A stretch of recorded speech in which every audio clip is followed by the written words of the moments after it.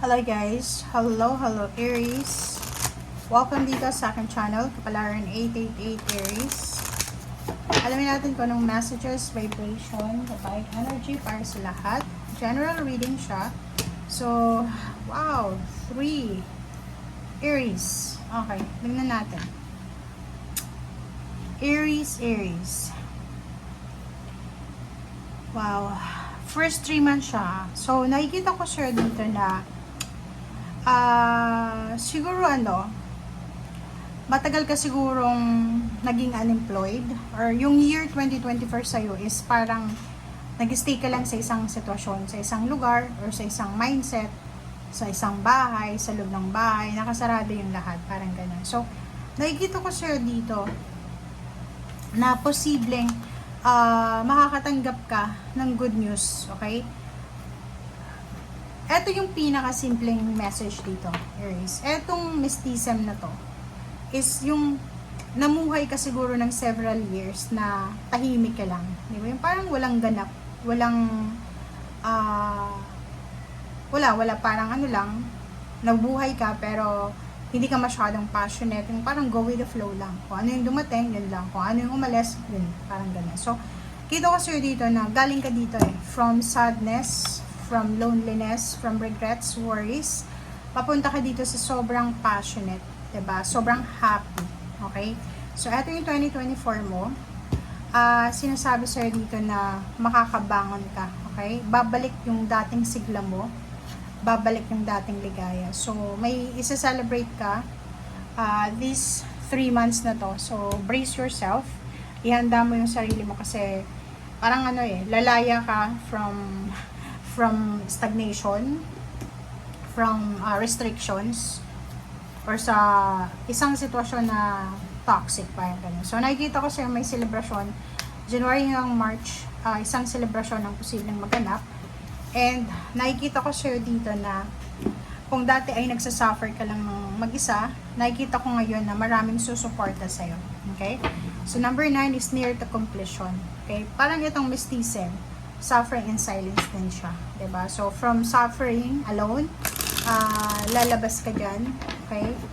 From sadness, from loneliness, from stress, papasok ka sa isang pinto ng happiness or ng celebration. Celebratory siya. Okay. Okay, 6 of air. So, it's confirmation. Within the next 3 months, either January, nakikita ko sir dito yung relief, pag-asa. Siguro yung iba, like yung gustong pumunta ng ibang bansa, ang tagal nilang naghihintay ng contract, ng visa, pero wala pa rin dumarating. So, nakikita ko pwedeng January or within the next 3 months, mayroon kang pag-asa dito na matutuloy lahat ng pinaplano mo. Makakaalis ka dito sa pagsasuffer na yan ng alone, di ba? And 6 of air, pupunta ka doon sa peaceful, sa harmonious na lugar. Okay? Knight of air, nakikita ko na yung nangyari sa'yo sa ganitong sitwasyon and dyan, siya yung parang magdadala sa'yo ng determination and motivation para mabuhay ng maayos. Yun, be true to yourself, okay? Kung ano yung nararamdaman mo, iparamdam mo din sa iba, okay? Huwag nating itago, okay?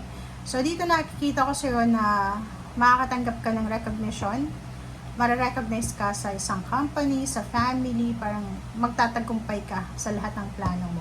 It's a happy card, so masaya to. So within the next 3 months, nakikita ko na magiging sobrang saya ka. Okay? And 10 of earth, financially, you will be successful kasi may prosperity and abundance, security, and mahahawakan mo tong pera. It's either inheritance, it's either, parang maganda yung takbo ng pera. 3 of earth, may nakikita tayong pag-aaral, training, seminar, collaboration. Ipapakita mo sa 3 months na to kung ano yung natutunan mo from the last years. Nakikita ko na lahat ng tao sa paligid mo ay ma-appreciate nila kung ano yung effort na ginagawa mo.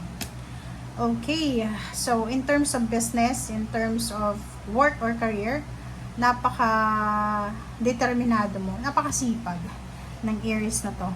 Okay? Sa loob ng relationship, maayos yung intimate relationship. Walang masyadong gulo. So, nakikita ko sir dito na maganda. Punong-puno ng pasensya, parang ganun. So, hindi ka masyadong negative dito. Okay? Or walang negativity in terms of relationship. Willpower, victory, and recognition. So, it's double confirmation. Nakikita ko na may travel. May bibili ng sasakyan, lilipat ng bahay, lilipat ng business, or lilipat ng career advancement o ano pa man. Yung confidence level dito, sobrang taas. Level up. Okay? So, lahat ng hindi nangyari sa 2024 ay mapagtatagumpayan. Ma-overcome mo. You are victorious. Okay? Wow! And, nakikita ko sa'yo dito na yung confusion sa buhay ay haharapin mo siya. Okay? In terms of money, nakikita ko na balance yung usapang pera sa'yo. Hindi ka masyadong naghihirap, hindi ka rin masyadong mayaman. Basta balance lang. So, nakikita natin na maraming tao yung tutulong sa'yo. Ikaw din may tutulungan ka. So, yung generosity, both sides ay maganda. So, windfall of money, lump sum of money, pwedeng kailangan mong bayad sa isang police, sa isang attorney, or sa isang professional. Or nakikita ko sir dito na maraming katotohanan ang posibleng lalabas. Okay? Maraming kang kailangan na ibunyag siguro.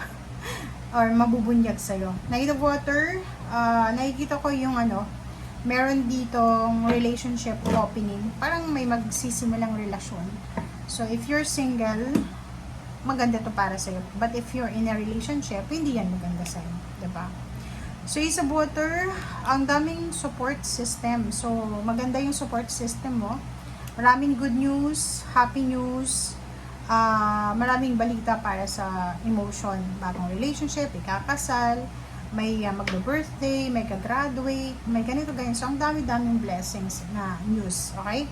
So, it's confirmation, celebration, it's a good news about celebration, about friendship, may kakasal kang kaibigan, may naka-recover, mayroon kang kakilala or kapamilya na nakuha niya yung accomplishment niya, nakapasa sa board exam, naging police, naging engineer, naging guro, parang ganyan-ganito. So, maraming worth celebrating na balita ang ibabalita sa'yo ng universe sa buong 3 months na yun, especially January. Okay? So, yan ang nakikita natin dito. Okay, basta yung overall message sa'yo, Aries, is from loneliness, from sadness, from scarcity, from stress, papunta ka na sa joy and happiness. Okay? So, nakikita ko sa'yo dito na tapos na yung pagsasuffer mong mag-isa, andito ka na sa mundo na maraming susuporta sa'yo. Okay? So, thank you guys for watching. Bye!